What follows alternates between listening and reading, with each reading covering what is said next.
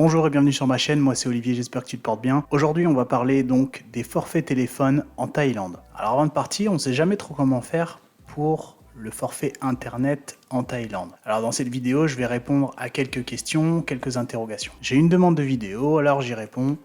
C'est parti pour la vidéo. Intro.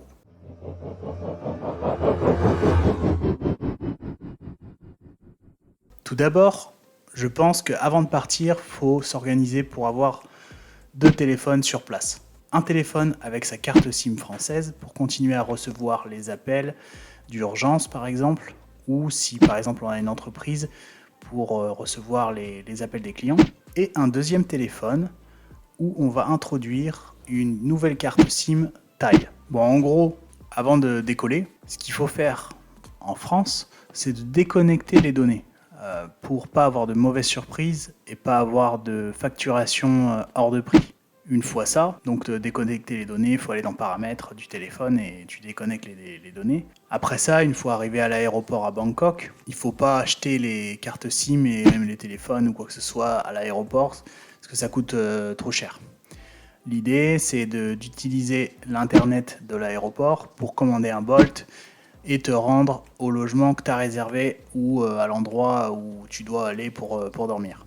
Une fois ça, pour avoir la carte SIM et Internet, il faut tout simplement aller au supermarché de Thaïlande, le 7-Eleven. Je te donnerai les prix de la SIM et Internet pour un mois, sachant que si tu prends 15 jours ou 10 jours, ce sera un prix un peu moins élevé. Donc, comme je disais, l'idée d'avoir deux téléphones, c'est de mettre la nouvelle SIM dans le nouveau téléphone et de garder ton téléphone français avec ton réseau français, mais d'avoir coupé les données, et donc pas internet dessus, mais rester joignable. C'est-à-dire qu'on peut t'appeler, bon, il ne faut pas répondre pour pas te faire facturer, mais tu peux recevoir les textos et tu peux recevoir les appels. L'idée, c'est de ne pas les utiliser, mais de voir qu'on t'appelle, etc.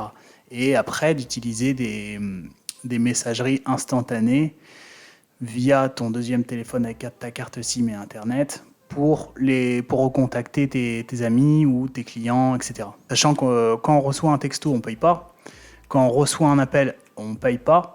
Mais bien sûr, il ne faut pas répondre. Donc les messageries instantanées, c'est quoi? C'est tout ce qui est Messenger, WhatsApp, etc.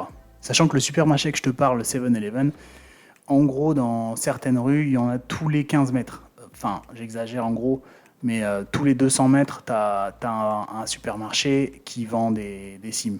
Donc, tu n'auras pas du tout de mal à trouver une SIM et un forfait Internet. Bon, maintenant, on arrive à la fin de la vidéo, le prix. Donc, pour la SIM, j'ai payé 299 bahts, ce qui correspond à environ 8 €. Et comme je suis resté un mois, j'ai payé un forfait Internet à 899 bahts, ce qui correspond à environ 25 €. Donc en gros, pour un mois d'internet, au 7-Eleven, tu peux t'en tirer pour 25 plus 8 €, ce qui correspond à 33 €. Si tu restes 15 jours, bon bah ce sera un peu moins cher que moi, mes 25 € au mois. Voilà, c'était une petite astuce utile pour les forfaits téléphone en Thaïlande.